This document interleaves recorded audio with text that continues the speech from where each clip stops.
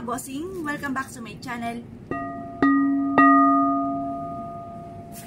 Kayo po ba mga bossing ko ay isa sa mga natatakot sa mga kaganapan na nagaganap sa kasalukuyan mga bossing ko?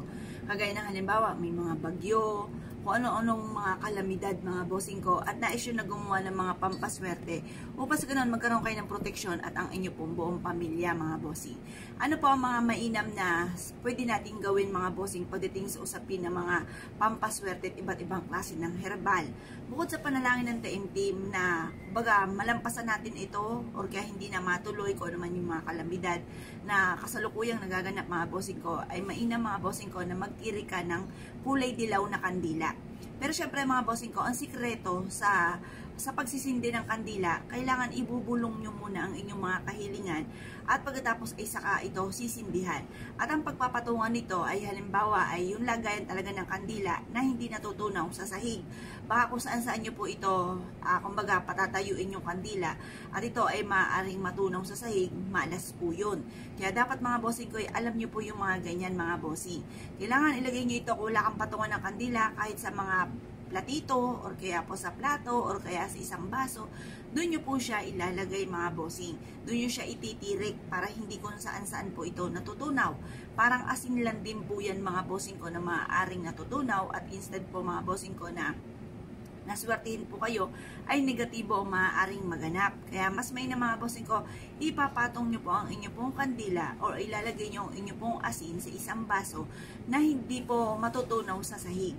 Ngayon po mga bossing, isa po yan sa mga sikreto para mabilis na ma-achieve ang mga pangarap.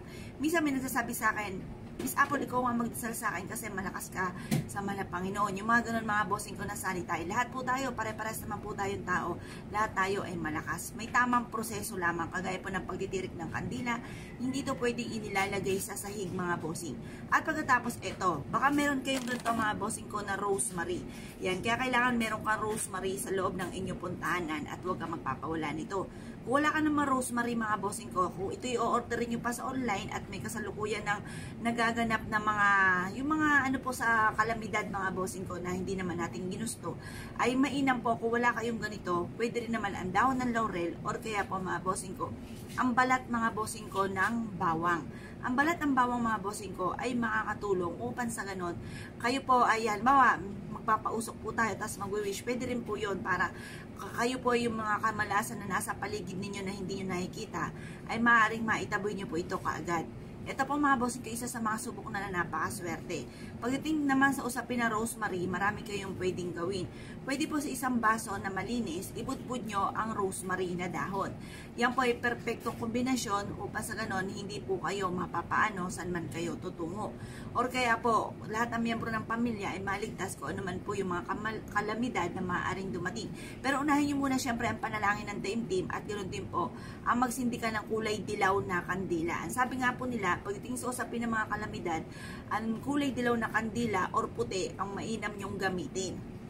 Sa mga pag-wish kasi, iba-ibang kulay ng kandila, iba-iba rin po ang meaning po niyan.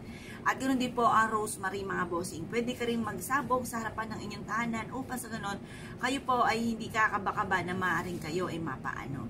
Kung kayo pinaniniwala at naisyo po yung gawin nyo na po yan mga bossing ko pagdating sa usapin na mga gato mga pamamaraan, lalo na sa mga kalamidad na nagaganap sa ngayon na tayo kinakaba-kabahan. Bukod sa panalangin ng taimtim na mula sa puso, magtiri ka ng kandila na kulay dilaw or puti.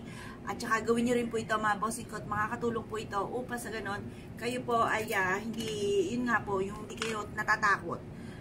Ngayon pa mga bossing, ito po yung rosemary ha, yung itsura po niyan. Marami kayong mabibila ng ganito mga bossing ko sa mga online at murang halaga lang po ito mga bossing. Kaya kung kapiniwala at na siya po itong gawin, asya mga bossing, good luck po sa inyo po lahat.